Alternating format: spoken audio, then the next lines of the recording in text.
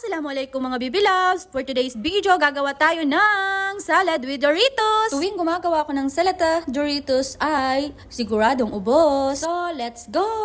So, ang kailangan lang natin is lettuce, cabbage, cucumber, carrots, and corn. Sundan lang ang video para malaman kung paano islicein ang mga gulay.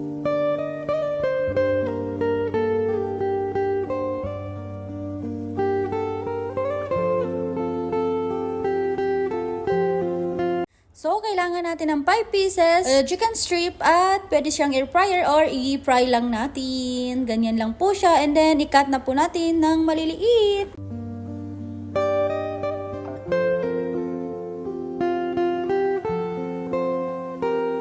At dalawang sauce lang ang kailangan natin, ang Ron salad dressing at saka French seasoning at i-mix lang po natin ng maayos.